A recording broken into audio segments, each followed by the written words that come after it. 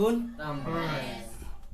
Ya, sebelum memulai kegiatan pembelajaran hari ini, mari kita berdoa dulu. Berdoa dipimpin oleh ketua kelas. Ya. Marilah kita berdoa menurut kepercayaan masing-masing. Berdoa dimulai. Kembali ke materi. Kemarin kan kita sudah membahas gerakan nasionalisme di India. Sekarang materi kali ini saya akan membahas gerakan nasionalisme yang timbul di Mesir. Jadi Mesir itu benua di mana perbatasan antara Afrika dan Asia. Jadi letaknya seperti gurun. Yang terkenal di Mesir itu adalah piramida dan patung Sphinx. Ya, di sini peta dari wilayah Mesir. Ya, di sebelah kirinya Mesir berbatasan dengan Libya. Kemudian Mesir juga berbatasan dengan Sudan. Di sini juga ada Laut Merah, yaitu antara pemisah Asia dan Afrika. Mungkin di sini ada Sinai. Kemudian ada Kairo yang menjadi ibu kota Mesir, dan di sini nih yang menjadi perebutan negara koloni seperti Inggris dan Prancis adalah tempat terpenting ini nih, terusan Suez. Dan di sininya lagi ada Laut Mediterania. Saya akan menjelaskan gerakan nasionalisme Mesir yang timbul oleh rakyat untuk melawan kolonial barat seperti Perancis dan Inggris, karena koloni-koloni barat itu di wilayah Asia dan Afrika melakukan kolonialisme dan imperialisme. Pengertian gerakan nasionalisme Mesir. Pergerakan nasionalisme Mesir adalah suatu bentuk perlawanan terhadap kaum penjajah yang dilakukan oleh rakyat Mesir, baik dengan pemberontakan ataupun dengan jalur lain seperti diplomasi, baik politik dan organisasi. Jadi melawan gerakan nasionalisme itu, melawan penjajah kolonial itu tidak hanya dengan pemberontakan menggunakan senjata saja, akan tetapi ada jalur-jalur lain yang bisa untuk mengembangkan kemerdekaan Mesir diakui dunia itu melalui beberapa proses, sama seperti di negara kita. Terjadinya gerakan karena rakyat Mesir penjajah memanfaatkan sumber daya alam. Ya, pasti di mana suatu koloni itu datang ke wilayah negara tersebut, pasti yang akan dimanfaatkan itu dua. Yang pertama, alamnya akan diambil, kemudian sumber daya manusianya. Jadi manusianya seperti yang pernah terjadi di Indonesia, adanya tanam paksa, jadi rakyat Indonesia dijadikan budak. Ya, sama juga seperti di Mesir. Rakyat Mesir juga pasti oleh koloni dijadikan budak. Latar belakang munculnya gerakan nasionalisme di Mesir. Yang pertama itu, latar belakangnya itu ada krisis keuangan Mesir sejak dibukanya terusan Suez. Pada tahun 1869, negara barat terutama Inggris dan Prancis saling berlomba memperebutkan Mesir. Jadi Mesir itu adalah wilayah negara yang sangat penting karena Inggris dan Prancis pun memperebutkan satu sama lain. Terusan Suez itu adalah jalur wilayah maritim terpendek yang bisa dilewati negara Eropa untuk melakukan penjelajahan ke dunia baru, sehingga terusan Suez ini menjadi perebutan. Karena dengan bisa menguasai terusan ini menjadi kunci bagi negara-negara koloni untuk ke wilayah Asia dan Afrika. Ya, di sini saya akan lanjut kembali.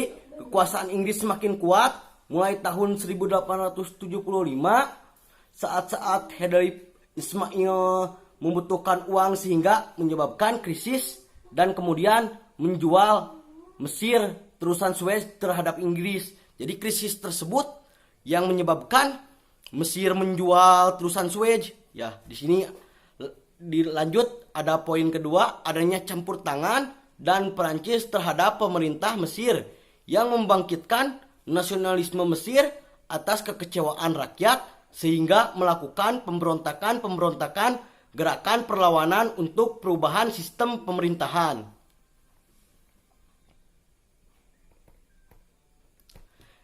Ya, kronologi terjadinya gerakan nasionalisme Mesir. Pemberontakan Arabi Pasha, kegagalan pada mengatasi krisis keuangan sehingga muncul pemberontakan yang dilakukan oleh rakyat Mesir.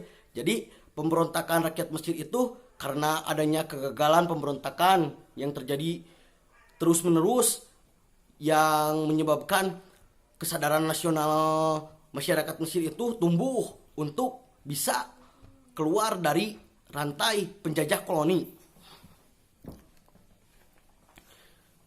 Akibat kekecewaan rakyat, selain kegagalan Khalif pada faktor lain sehingga terjadinya pemberontakan antara lain seperti gerakan pembaharuan melalui gerakan sastra yang dipelopori oleh Riyad Pasha sebagai Perdana Menteri Mesir mempengaruhi rakyat Mesir. Jadi di Mesir juga itu tidak hanya dengan perlawanan senjata, akan tetapi dengan perlawanan sastra untuk mempengaruhi pola pikir masyarakat seperti surat kabar mungkin atau majalah dan yang lainnya untuk menimbulkan rasa cinta nasionalisme rakyat-rakyat Mesir untuk keluar dari koloni jajahannya.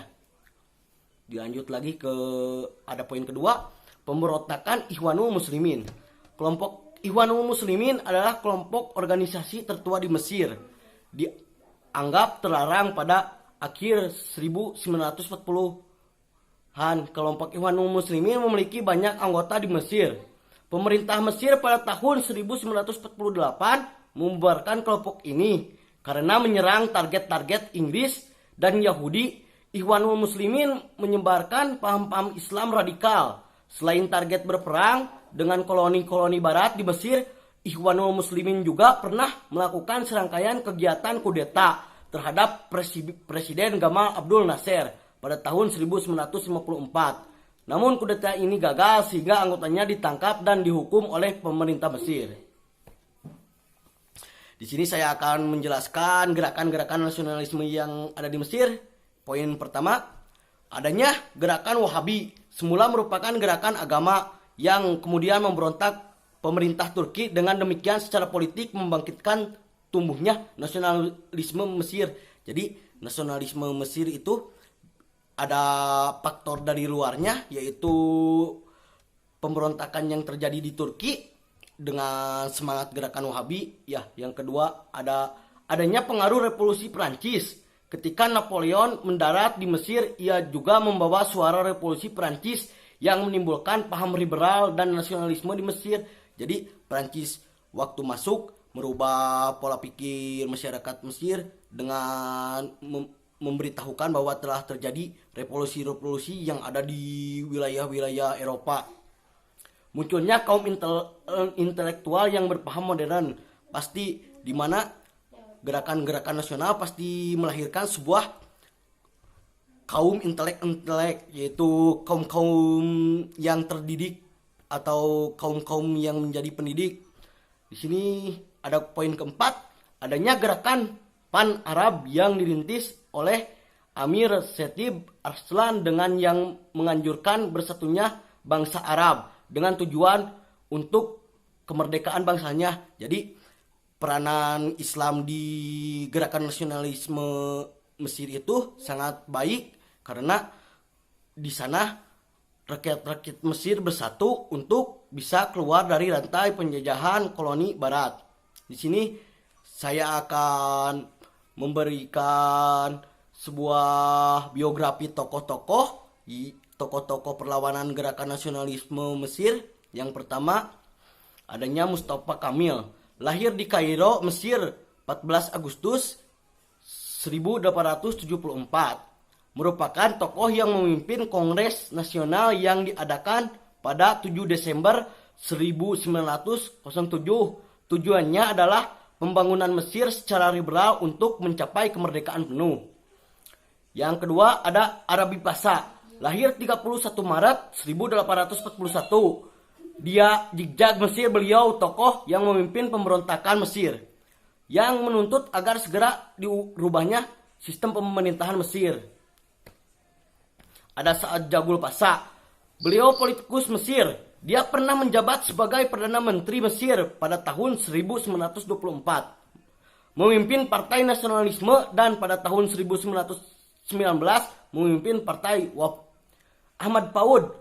Beliau adalah tokoh yang menyatakan dirinya sebagai Raja Mesir pada tanggal 15 Maret 1922. Pada waktu itu Mesir belum merdeka.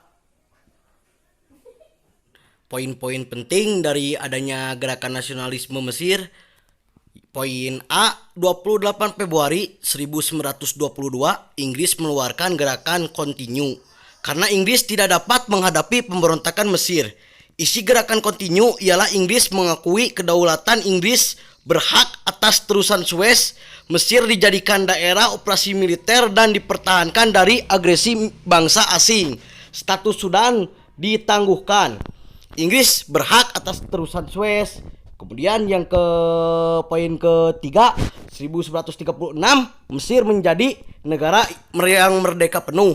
Pada tahun 1956 Gamal Abdel Nasir melakukan nasionalisasi terusan Suez, kemudian ditutup pada tahun 1967 karena menjadi rebutan Prancis dan Inggris dan dibuka lagi tahun 1975 oleh Presiden Anwar Sadat.